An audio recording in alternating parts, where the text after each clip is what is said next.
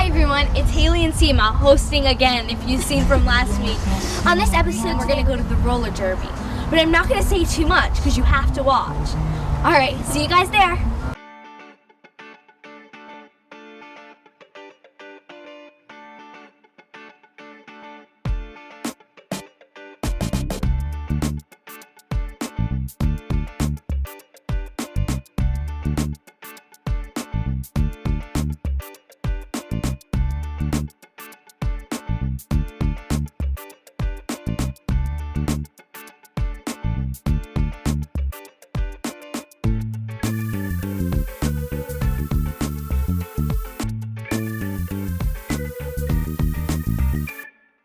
Hello, we're back here at Providence Roller Derby, right here in the heart of Kennedy Plaza in Providence, Rhode Island.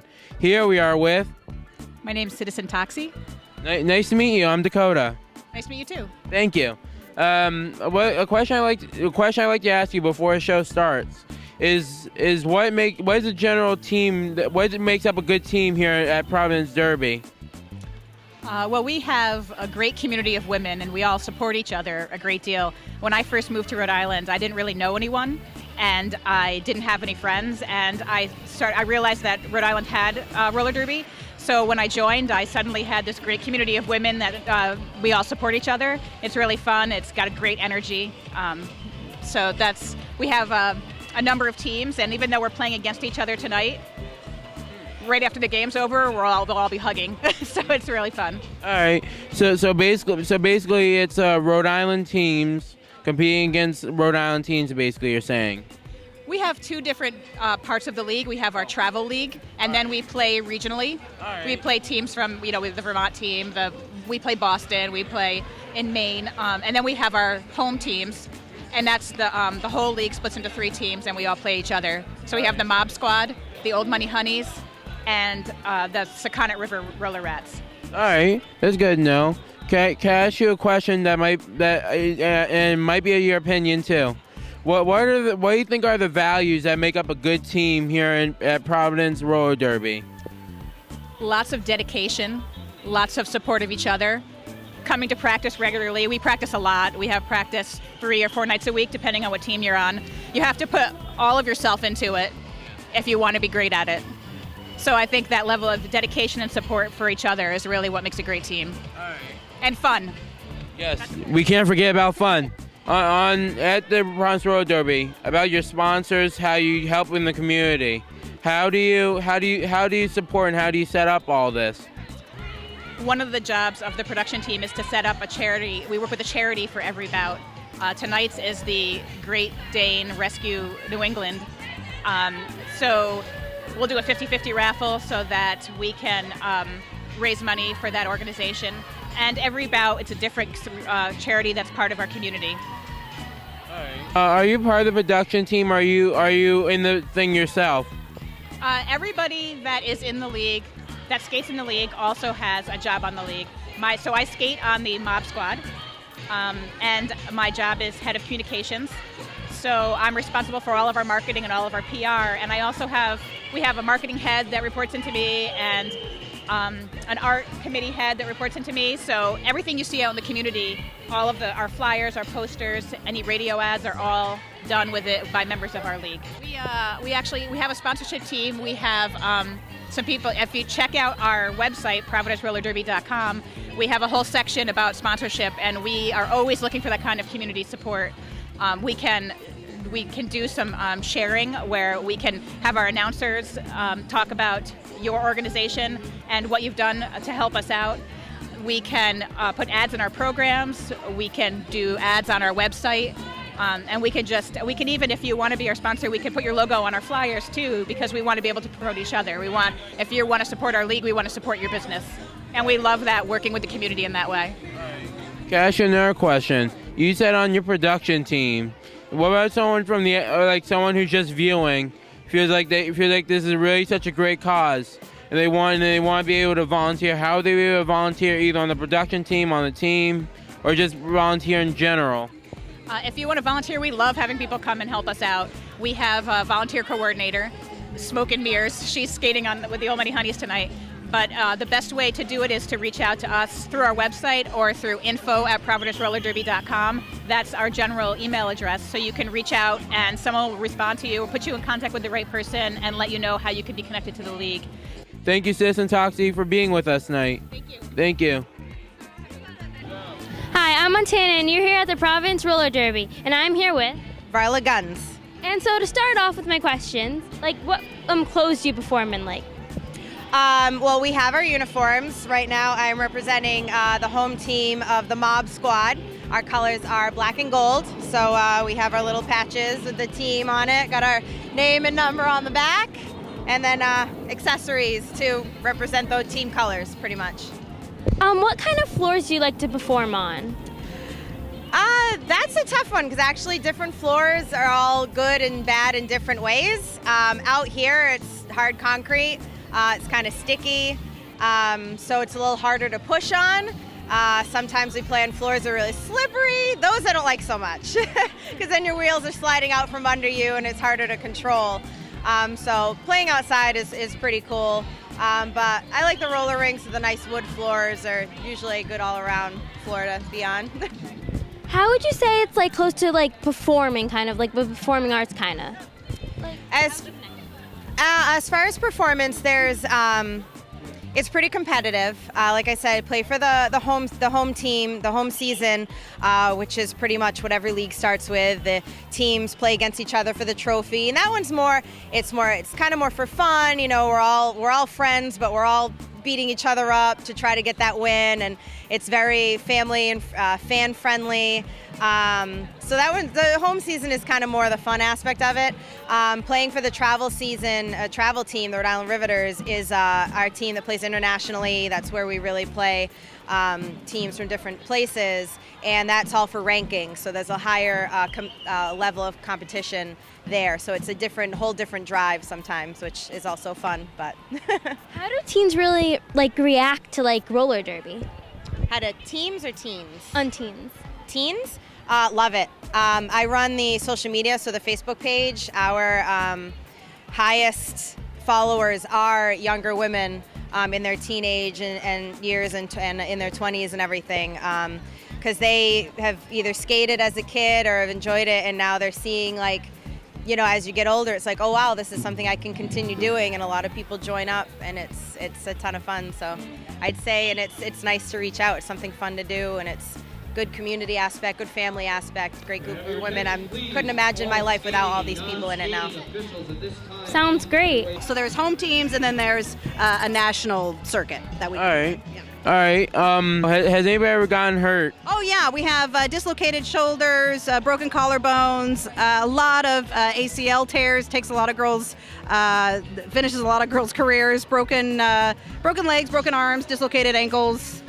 Yeah, pretty much you name it. It's happening. Concussions. That's another one. I hear you guys have like a special, like you dress up in costume. You do certain things. Yeah, we roller derby has the revival of roller derby at least has a real grassroots feel to it, and a lot of the fun for a lot of the beginning skaters, like 10 years ago when it first started, was the costuming and stuff like that, and that part has stayed with us as it's evolved to be more of a athletic sporting event as opposed to more of a show. But that's something about roller derby that's stayed with us that a lot of people really appreciate. All right.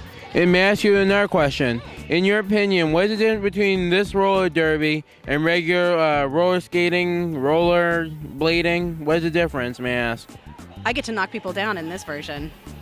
Ooh, that sounds like real fun. It is.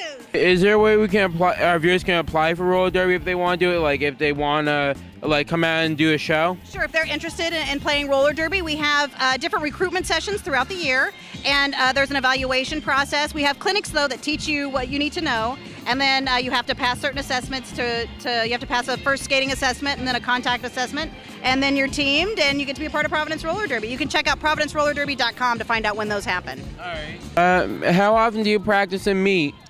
We have practices 3 times a week, 4 if you're on the travel team, and you have to make certain number of those practices to be eligible to bout. We call our games bouts, and you have to make 60% of practices to make practice requirements to bout.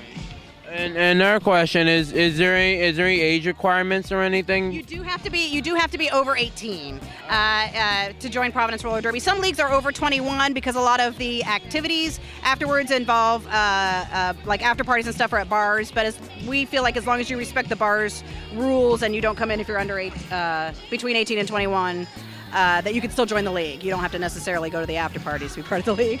How long? May I ask you a question? How long have you been involved in this? This is my 9th season of Providence Roller Derby. I started during their 2nd season in 2006. So I've been doing this quite some time. I bet I've aged myself a little bit right just now. So I'm not the 20-something you thought I was. You could fool me. Thank you. Thanks, Dakota. Thank you. Thank you. You are welcome, Dakota, anytime. And we are here with. Sass E. McNasty, Providence Roller Derby. What is the most protective earpiece that you could not like live without? Probably helmet and mouth guard, I'd say. Yeah, you can't do anything without your brain.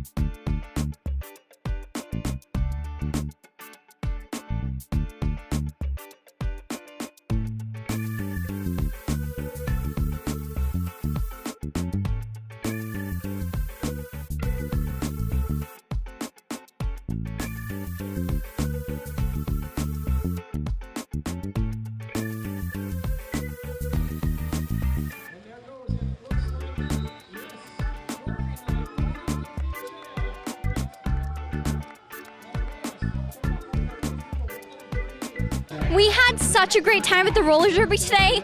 Wow, what do you guys think? I think it was great, fun. I love it. Yeah, me too. It was so awesome. Do you guys think you're ever gonna come again?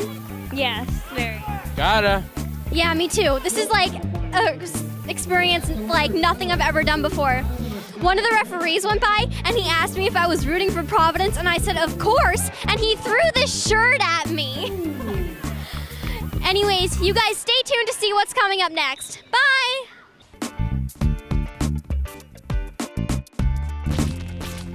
So that was fun, right? Yeah. Okay, so stick around because next we're going to be doing an awesome food for thought piece. You do not want to miss this.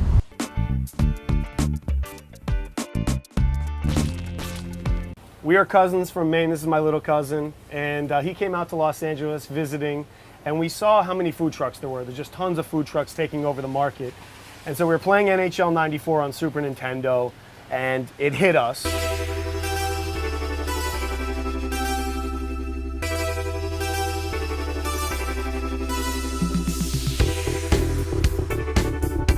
My name is Sabin Lomack. I'm one of the cousins from Cousins Maine Lobster. You are here live on the Cousins Maine Lobster truck in LA, and it is raining cats and dogs. raining a little bit today, so got caught up in traffic, but supposed to be here at 8 o'clock. This is the Bull Barbecue Truck. We sell Korean fusion food, Korean mixed with Mexican and a little bit of Brazilian.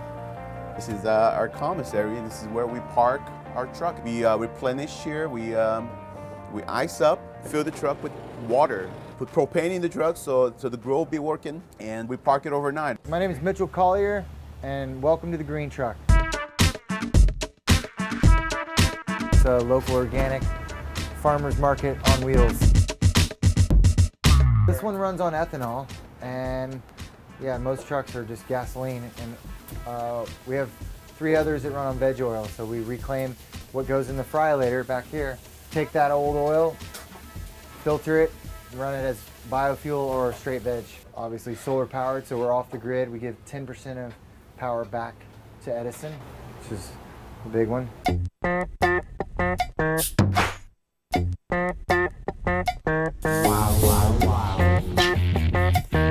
I am Eve Cook. I'm the general manager of Cool House LA. Come on in. This is our first brick and mortar.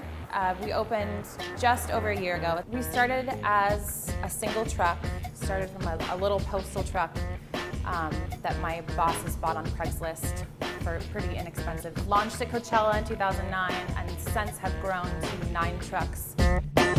This is our baby. This is T3, as we like to call it. It's a pretty simple operation. Obviously just taking a cookie, scooping ice cream, put it on, and the service is right there. We serve Creole Cajun, soul food, so basically it's our own spin, our own twist on what they do in Louisiana, New Orleans. And we were looking into getting a restaurant, and you know, we just thought it was so expensive to get into. Got into the food truck business and found out it wasn't as easy as, you know, it looked. I thought once I tweeted my 7 followers, they're all coming down to eat, and I saw it wasn't as simple as that.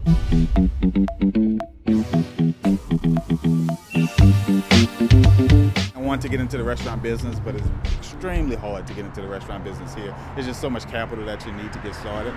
So I figured I would kind of segue my way into the business by starting a food truck. I think the greatest misconception is that there's a lot of money to be made in the food truck business. There really isn't. So whatever your concept is, it has to have a twist to it. It has to be unique. The Snoop Dogg Cristos, the 2 waffles dipped in buttermilk, mac and cheese, fried chicken inside, deep fried together, covered with powdered sugar, maple syrup. Some collard greens. So you just keep your foods in here. Try to keep it closed as much as possible. We'll put a pot on top of the grill to actually cook. A process that takes forever sometimes, but if you use, a tip. If you use aluminum trays sometimes, it'll like boil your water in a second. So if you're like making rice or pasta, you can keep that. This is our sandwich prep area where we prep like our po' boys and stuff like that. We try to put our breads up neat as we can, because we have a lease truck, so it's not like a custom truck. When people buy their truck, a custom truck, they can be like, hey, I need 8 buns a day, so here's my individual bun holder. We don't have that. This is like OG ranchero truck style.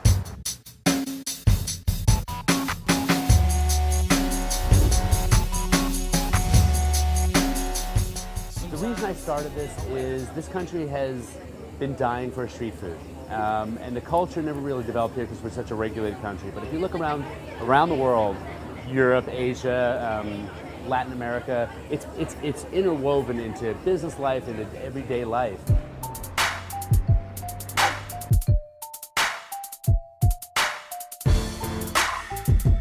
Every night is very, very busy. Like, I don't know, maybe 500 people a night. They love my food. They love it. It's very hard, like you don't know. It's so hard. It is difficult, you know, it's not easy. You know, a truck breaks down or there's a problem mechanically, that's your day, that's your week, and there's money being lost. The gourmet food trucks help each other out. You exchange food and events, and you know, of course, obviously you're closer to some than others. It's just amazing. Some of the people are just the coolest people. That's why I gotta say food trucks are the shit. I wouldn't do it any other way. You know, I mean, we're out there in the grind every day. You know, we share a common denominator. Sometimes we hate it, and sometimes we love it, and we go through all of that together. This by far has been my most rewarding culinary experience. To watch somebody wait a half an hour, 2 hours for a grilled cheese sandwich, get up to the front and bite into, rip it open as if there's a golden ticket in there, and bite into that, that makes my 17-hour day worth everything. I answer to no one. I'm a true American. I create jobs, I support farmers, I do what I believe in. Not a lot of people can say they do that. So, and if I don't want to wake up tomorrow and work, nobody can say nothing. So I choose my destiny. I like when the people say thank you very much for the food because they love it, they like it, they enjoy it, you know? That's my best part in my job. Still avoid. Don't do what you want to do. What do they want? And I think there's too many people out there that they come up with this really cool, kitschy name for a truck, and that's why they want to open a truck, and that's not going to do it for you. And that was the point. You know, we're New England guys. We came out here. You can't get this food here. It's the same thing as if I left here and went back to Maine. You can't get good Mexican food in Maine.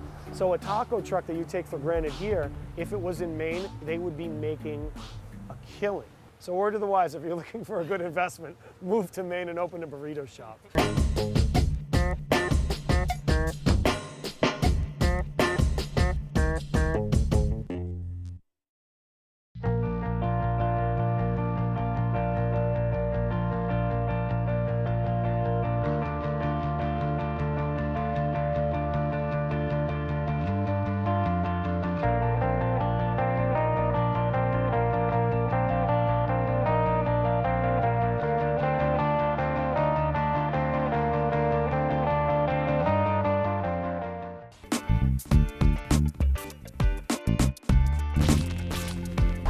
Seema, do you know what's coming up next?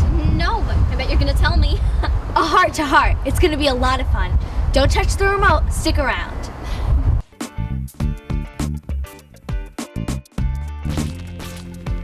Hey guys, it's Seema here from Teenage Critic. This is my first heart to heart. I am so excited.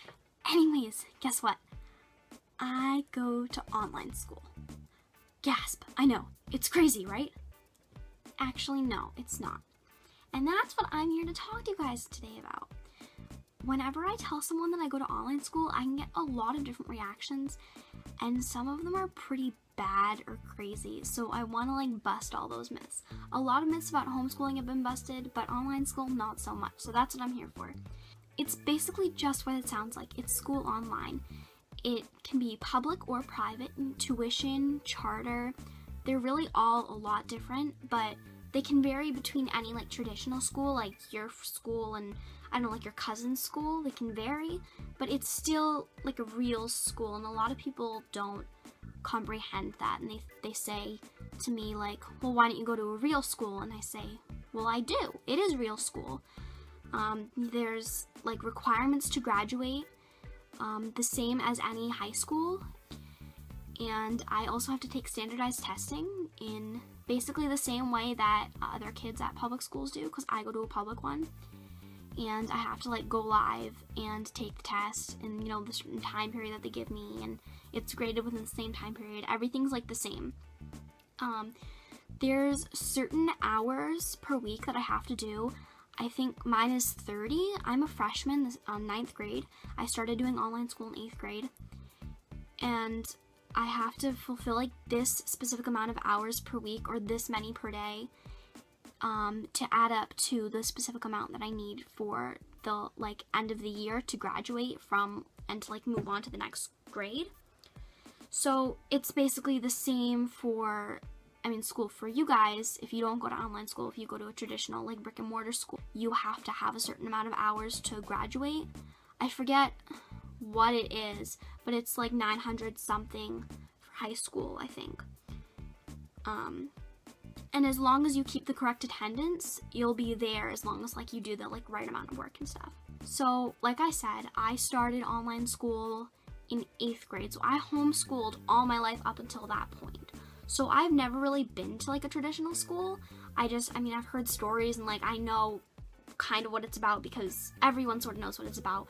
It's very publicized by the media and in movies and all sorts of stuff like that. So homeschooling is actually a lot different than online schooling, despite what most people think. Homeschooling is more You follow what sort of specific subjects you want. You choose your own curriculum if you decide to follow like the most common branch of homeschooling, which is using a curriculum and following it yourself. And that's basically what I did for most of it. Is like, for example, one year I did, it was a history-based curriculum. So all of my work, science, every single topic except for math was learnt through history, because history was like my strongest subject. But math is just one of those things that you sort of have to like do separately. So I always did math separately and just like went with a specific math curriculum for that. You have assigned teachers. It's not just like your mom or your dad, or in some cases a tutor. So I have assigned teachers. I have a homeroom teacher, English teacher, geometry teacher, that's my math, science teacher, everything, like gym teacher even. I have a teacher for everything. And so that's like just like in a traditional high school. You also have, I guess, like less say in what you learn. It's more like the Common Core. I mean, you still can choose electives, more electives. You have more independence in online school than you would in traditional school, but with homeschooling, you really are just doing what you want to do as long as it fulfills the requirements to graduate. And, you know, for homeschooling, you still do have to like follow the requirements and stuff. I go to online school for a lot of different reasons. I always homeschooled, obviously, so I did it because I had a lot more flexibility. And growing up, I was kind of like different from other kids, and I wanted to be able to choose my friends. Not to be picky, but I didn't necessarily think that I was always going to make best friends with that other girl that was my age and my grade. You know, who knows, maybe none of those kids had the same interests as me. So I wanted to be able to choose like what clubs I go to and events, and just create my own social life instead of having one made for me. And that's like a really, really big part of why I do it. I act a lot, and I would probably miss a lot of days of school if I went to a traditional school. But here, I can just like make it up on the weekends and stuff like that. So that's about all I have for today. So thank you guys so much for watching, and stay tuned for what comes up next. Bye! Hi, I'm Seema, and I'm here with Haley. Hi. And we had such a great time hosting today. Make sure to check us out every Saturday on Rhode Island PBS at 11:30 a.m. And if you want more information, you can go to our website at teenagecritic.com. See you guys next week. Bye!